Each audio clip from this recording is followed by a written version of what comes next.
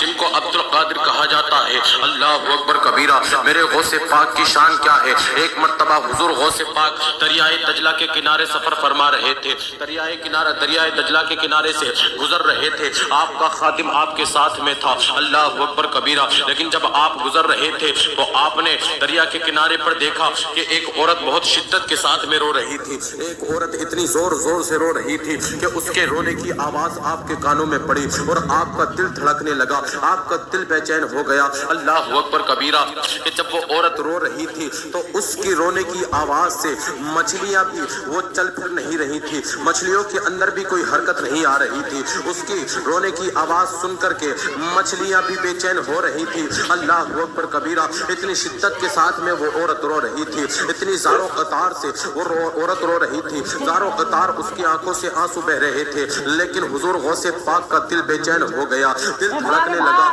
تو آپ سے جب برداشت نہ ہوا تو آپ نے اپنے خادم سے کہا، خادم ذرا جا کر کے اس عورت سے تو پوچھو کہ یہ روتی کیوں ہے، اس کی وجہ کیا ہے رونے کی، اتنی زار و قطار کیوں رو رہی ہے، یہ زور سے کیوں رو رہی ہے، اتنی شدت سے رونے کی وجہ کیا ہے، ذرا جا کر کے اس کا حال تو پوچھو، ذرا جا کر کے اس کا حال تو پوچھو۔ اللہ اکبر کبیرہ، لیکن جب آپ کا خادم جاتا ہے اور جانے کے بعد میں اس عورت کے پاس پوچھتا ہے، جا کر کے پوچھتا ہے، او مائی یہ تو بتاؤ کہ تم کیوں رو رہی ہو، تمہارے رونے کی وجہ کیا ہے، تم اتنی شدت کے ساتھ میں کیوں رو رہی ہو، زار و قطار کیوں رو رہی ہو، ذرا اپنے رونے کی وجہ تو بتاؤ، تم کس وجہ سے رو رہی ہو۔ عورت نے جب اپنی نظر کو اٹھایا تھا تو دیکھا تھا کہ ایک خادم موجود ہے، لیکن اس نے کہا تھا، اس عورت نے بتایا تھا کہ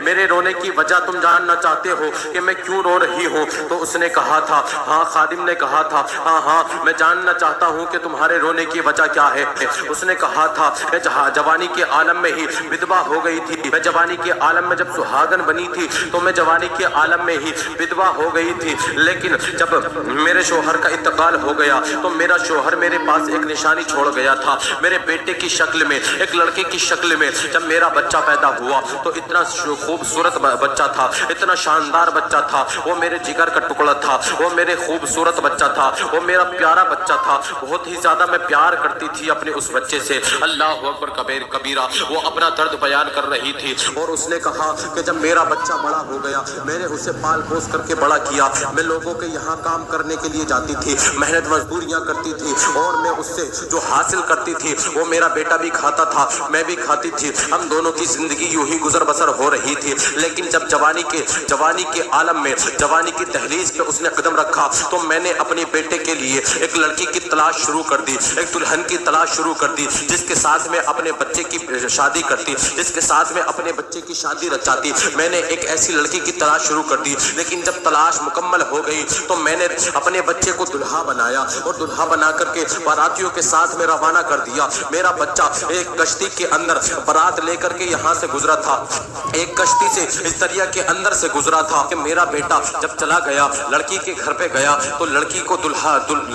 لڑکی کے گھر والوں نے دلہن بنا دیا اور میرے بیٹے کے ساتھ میں نکاح کر دیا، اور نکاح کرنے کے بعد میں اور میرے بیٹے کے ساتھ میں شادی کروا دی، اور شادی کروانے کے بعد میں اسے عزت کے ساتھ میں وہاں سے رخصت کر دیا۔ لیکن جب کشتی یہاں بیچ مجھار میں آئی تھی تو وہ پھنس گئی تھی، کشتی جب دریاؤں کی طغیانی میں پھنس گئی تھی، طوفان آئے، طغیانی آئی، لہریں آئی تو وہ کشتی پھنس گئی تھی۔ دیکھتے ہی دیکھتے وہ کشتی ڈوبنے لگی تھی اور میرا بیٹا بھی اس کے اندر غرق ہو گیا، اس کشتی کے ڈوبنے میں میرا بیٹا بھی غرق ہو گیا، دلہا دلہن بھی غرق ہو گئے، اور بہت سارے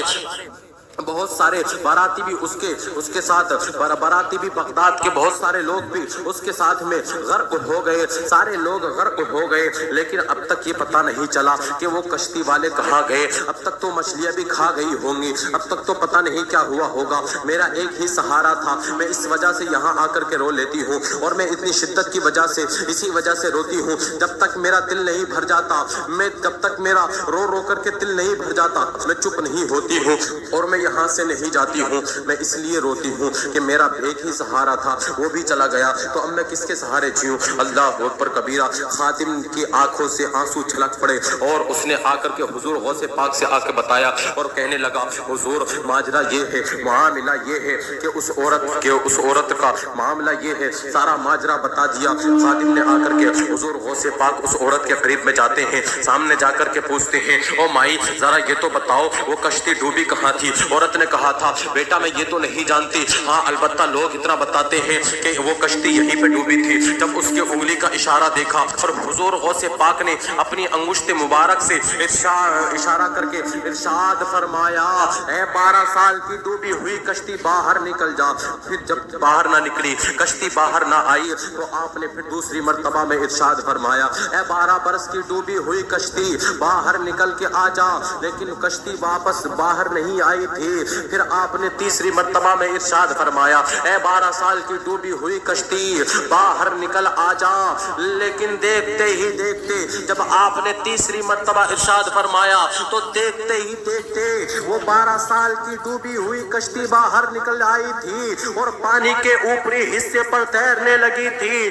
अल्लाह अकबर कबीरा। देखते ही देखते वो कश्ती जब बाहर आई, किनारे से लग गई, तो उसमें से दुल्हा दुल्हन भी उतरे, बाराती भी उतरे। जब बाराती उतर गए, सब अपने घर चले गए। औरत ने अपने बच्चे का हाथ पकड़ा, अपने बेटे की बहू का हाथ पकड़ा, दुल्हन का दुल्हा दुल्हन का हाथ पकड़ के वो अपने घर को लेकर चली गई। और जब घर लेकर के चली गई, जब सारे लोग वहां से चले गए, तो हुजूर गौसे पाक ने अपने हाथों को रब की बारगाह में उठा दिया और अर्ज करने लगे, ऐ रब्बे जुल जलाल, तू ये तो बता, जब मेरी कोई तमन्ना होती थी तो मैं मांगता था तो मेरी तमन्ना एक ही मर्तबा में पूरी हो जाती थी, आज 3 मर्तबा में क्यों पूरी हुई। तो रब्बे जुल जलाल मेरे पाक परवरदिगार ने इरशाद फरमाया, ऐ अब्दुल कादिर जिलानी, कि हम चाहते